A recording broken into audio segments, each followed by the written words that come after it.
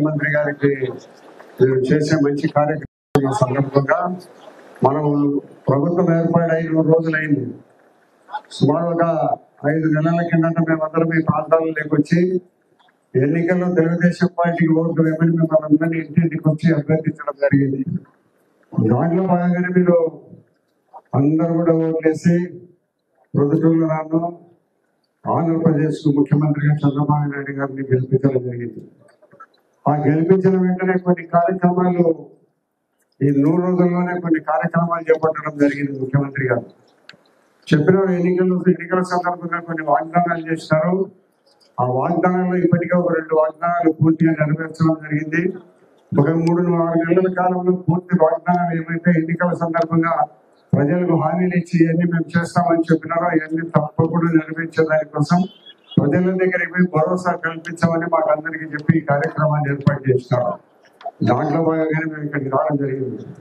మేము దాదాపు భగత్ సింగ్ కాలనీ, విరాట్ నగర్ ఇవన్నీ చూసుకుంటూ ఇక్కడికి వచ్చిన 1 గంట సేపు.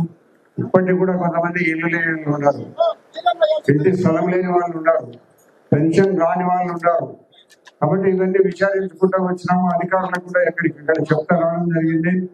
ఇక్కడ పంచాయతీ సెక్రటరీ గారు ఉన్నారు, సచివాలయ ఉద్యోగస్తులు అందరు కలిసి ఈ ప్రభుత్వం తెలుగుదేశం ప్రభుత్వంలో ఇల్లు రాలేదనే వాళ్ళు కానీ, రేషన్ కార్డు లేదనే వాళ్ళు కానీ, అర్హత కలిగిన వారికి పెన్షన్లు రాలేదనే పరిస్థితి ఉండకుండా సెక్రటరీ గారు అందరినీ మీరు సచివాలయ ఉద్యోగస్తులందరినీ పంపించి ఇంటి దగ్గరికి ఇల్లు ఉందా, ఇంటి స్థలం ఉందా, పెన్షన్ ఉందా, ఇవన్నీ కూడా వెరిఫై చేయించి ఒక 10 రోజుల్లో వేయిస్తే ఎక్కడ కూడా ప్రతి ఒక్కరికి కూడా ప్రభుత్వం ఇచ్చిన అవకాశాలకు అర్హత ఉంటే ప్రతి ఒక్కరికి అన్ని చేరాలి.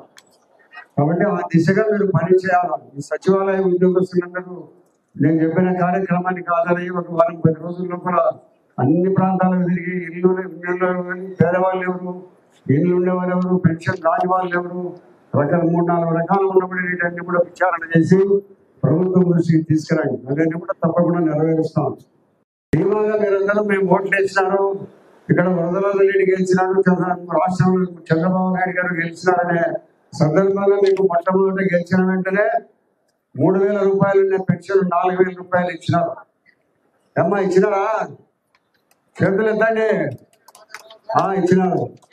చెప్పిన మాట ప్రకారం ఏప్రిల్లో తెలుగుదేశం ప్రభుత్వం వస్తే 4,000 పెన్షన్ వస్తుందని చెప్పిన సందర్భంగా ఏప్రిల్, మే, జూన్ నెలలని 1,000 కలిపి జూలైలో 7,000 రూపాయలు వేయడం జరిగింది. కాబట్టి 4,000 కలిపిన పెన్షన్ మొట్టమొదటి ఎప్పుడైతే ప్రచార పర్వంలో చెప్పిన దాని ప్రకారం 1,000 రూపాయలు కలిపి 7,000 రూపాయలు వేయడం జరిగింది. నిరంతరం 1వ తారీఖు కానీ 30వ తారీఖు కానీ 2వ తారీఖు కల్లా రాష్ట్రంలో పెన్షన్ ఎక్కడ కూడా ఇంటి దగ్గరికి వచ్చి ఇవ్వడం జరుగుతుంది. మనకెక్కడో భగత్ సింగ్ కాలనీలో చెప్పినారు మా ఇంటి దగ్గరికి రాలేదని. చూడండి, మళ్ళా పొరపాటు జరగకుండా ప్రతి ఇంటి దగ్గర పోయి పెన్షన్ ఇవ్వాలా, వాళ్ళు పెన్షన్ ఇవ్వలేదని కంప్లైంట్ రావడం అనేది భవిష్యత్తులో జరగకుండా చూడు. కాబట్టి ల్యాండ్ టైటిలింగ్ చట్టం అని పల్లెల్లో రైతుల చట్టాన్ని జగన్మోహన్ రెడ్డి గారు ప్రవేశపెట్టినారు. కొంతకాలం గ్రామీణ ప్రాంతాల్లో చదువులేని వాళ్ళకు 3-4 ఏళ్ళు జరిగిందంటే వాళ్ళకు ఉండబడిన 1/2 ఎకరా 2 ఎకరాల భూమి వాళ్ళ పేరుతో లేకుండా పోయే పరిస్థితుల్లో ఉండబడిన చట్టాన్ని పూర్తిగా రద్దు చేసింది ఈ ప్రభుత్వం, తెలుగుదేశం పార్టీ ప్రభుత్వం, చంద్రబాబు నాయుడు గారు. ఇది ప్రజలకు రైతులకు ఒక గొప్ప చేయూత. ఇది భవిష్యత్తులో వాళ్ళ భూములకు భరోసా కల్పిస్తున్నారు. చంద్రబాబు నాయుడు గారు చెప్పారు. ఈ మధ్య మన ఒక మీటింగ్ జరిగింది మాకు కూడా అమరావతిలో. మేమందరం కూడా మీటింగ్ పోయినాము. మరి ఎక్కడ కూడా అవినీతికి ఆస్కారం లేని ప్రభుత్వాన్ని మనం ఏర్పాటు చేయాలా, ప్రజలలో నిరంతరం మీరు తిరుగుతూ ఉండండి, ప్రజల సమస్యలు ఎక్కడ ఏమైనా కూడా వెంటనే మీరు అటెండ్ అయ్యి ఆ సమస్యను పరిష్కరించమని చెప్పడం జరిగింది. దాంట్లో భాగంగా మేము నిరంతరం అందుబాటులో ఉంటున్నాం. లేకపోతే ఇక్కడికి వస్తే మీ అర్జీలు కూడా తీసుకుంటున్నాం. అర్జీలు ఇవ్వకపోయి ఇళ్ళకాడ లేకపోయిన వాళ్ళకు కూడా గ్రామ సచివాలయ ఉద్యోగస్తులు తీసుకొని మీ దగ్గర అన్ని 1 నెల 2 నెలల కాలంలో మళ్ళా పెన్షన్ వచ్చే కార్యక్రమం మొదలవుతుంది. రేషన్ కార్డుని ఇచ్చే కార్యక్రమం మొదలవుతుంది. కొత్తగా కొన్ని రేషన్ షాపులు కూడా పెట్టడం జరుగుతాయి. కాబట్టి ఈ ప్రభుత్వం మీరు ఎన్నుకున్న ప్రభుత్వం నిరంతరం అందుబాటులో ఉండాలనే ఒక మంచి ఆలోచనతో ఈ ప్రభుత్వం మీ ముందుకు వచ్చి చేసేది అని చెప్పుకునేదానికి గర్వంగా మేము గర్వపడుతున్నాం. అదే మాదిరిగా ఉచితంగా బస్సులు ప్రయాణం అన్నారు. తప్పకుండా 2-3 నెలల్లో ఉచిత బస్సు ప్రయాణం కూడా ఏర్పాటు చేస్తాం. మరి దీపావళికి గ్యాస్ సిలిండర్లు కూడా ఇస్తాం. అదే మాదిరిగా మహిళలకు ప్రతి గృహిణికి 1500 రూపాయలు ఇస్తామని చెప్పినాం, అది కూడా నెరవేరుస్తాం. ఇప్పుడు ఇంట్లో మేము చదువుకునే పిల్లలు ఎవరైనా ఉంటే ఎంతమంది ఉన్నప్పుడు ఒక్కొక్కరికి 15,000 రూపాయలు ఇస్తామని చెప్పినాం, అది కూడా ఒక 6 నెలలు పూర్తి చేస్తాం. ఈ ప్రభుత్వం మీరు ఎన్నుకున్న ప్రభుత్వం, మీ ప్రభుత్వం ఒక మంచి ప్రభుత్వాన్ని మీరు ఎన్నుకునే దానికి మీకు అందరికీ మంచి ప్రభుత్వం ఎన్నుకుని మీకు అందరికీ ధన్యవాదాలు, శుభాకాంక్షలు తెలియజేసి ప్రజల దగ్గర పోయి ప్రజలతో కలిసి మమేకమై వాళ్ళ యొక్క ఇవాళ మన ముఖ్యమంత్రి శుభాకాంక్షలు చెప్తున్నాడు మీకు అందరికీ చెప్పుకునే సందర్భంగా ముఖ్యమంత్రి గారు మీకు అందరికీ శుభాకాంక్షలు తెలియజేయమని చెప్పడం జరిగింది. కాబట్టి గతంలో ఉన్న ప్రభుత్వాలు ఎక్కడ ఆస్తులకు భరోసా లేదు, మరి ఎక్కడ కూడా విపరీతమైన క్రికెట్ బెట్టింగ్, ఇసుక దందాలు, అదే మాదిరిగా భూ కబ్జాలు, మట్కా, క్రికెట్, ఎన్ని జూదము, గుట్కా, ఎన్నో అవినీతి కార్యక్రమాలు జరిగేవి. ఈ ప్రొజెక్టుల్లో బంద్, ఎక్కడ కూడా నిన్న కూడా ఎవరైనా ఇష్టపడ్డా ఆడుతుంటే పట్టుకుపోయినాం.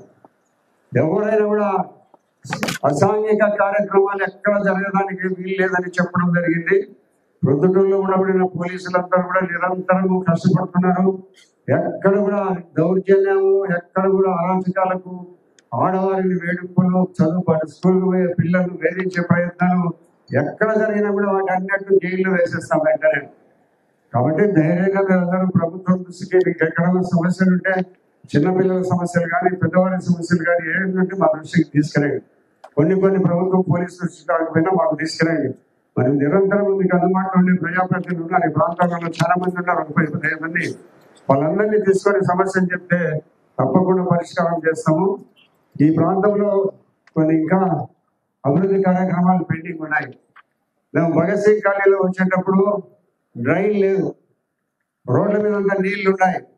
రోడ్ల మీదకంతా తాపలు ఆక్రమించుకొని రోడ్డు మీదకి వచ్చి తాపలు పెట్టుకున్నాము.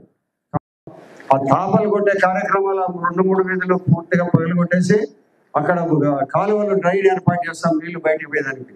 రోడ్డు మీద పడినంత నీరు కూడా డ్రైన్ లేకపోవాలా, డ్రైన్లో నుంచి మెయిన్ కాలువ లేకపోయి అక్కడ వీధులని పరిశుభ్రంగా ఉండే పరిస్థితి ఒక 3-4 నెలల్లో భగత్ సింగ్ కాలనీలో చక్కగా చేస్తాం.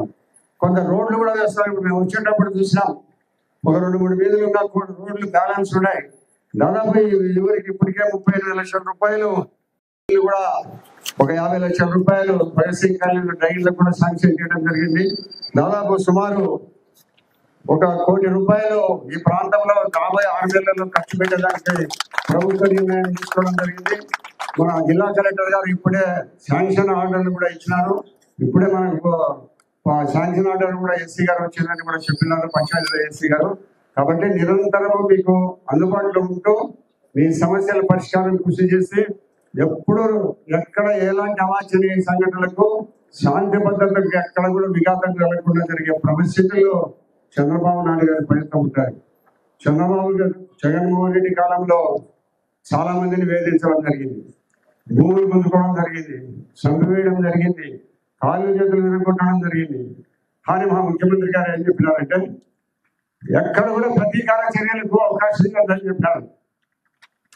వాళ్ళు ఏదో తప్పు చేశారని మనం తప్పు చేయదు. మనం ఏదైనా ఉంటే ప్రభుత్వం దృష్టికి తీసుకొని కూడా ప్రభుత్వం ద్వారా పరిష్కారం చేద్దామని తప్పక ఎక్కడ కూడా అవాంఛనీయ సంఘటనలకు, ప్రతీకార చర్యలకు అవకాశం లేదని కూడా చెప్పడం జరిగింది.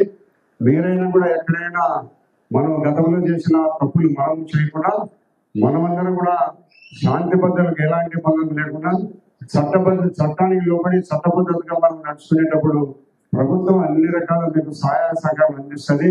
అభివృద్ధి కార్యక్రమాలు ఎప్పుడు ఏ కార్యక్రమం పెట్టినా ఏం పెట్టినా కూడా మీకు ప్రభుత్వం అండదండలుగా అన్ని రకాలుగా ఉంటుందని ఈ నిరంతరం మీ అభివృద్ధి కోరుకునే తెలుగుదేశం పార్టీ ప్రభుత్వం, ముఖ్యమంత్రి చంద్రబాబు నాయుడు గారి ప్రభుత్వం ఎల్లవేళలా మీకు అందుబాటులో ఉంటుంది. మీ సమస్యలను ఎప్పుడూ మా దృష్టికి తీసుకొని వచ్చి పరిష్కరించడానికి తప్పకుండా కృషి చేస్తామని తెలియజేస్తూ, కొన్ని కారణాల వల్ల ఇబ్బందులు ఉంటే ఏదో బిడ్డలకు కొడుకులు అమ్ముకొని ఇంటికి పోవాలంటే రిజిస్ట్రేషన్ జరగలేదని మా దృష్టికి తేవడం జరిగింది.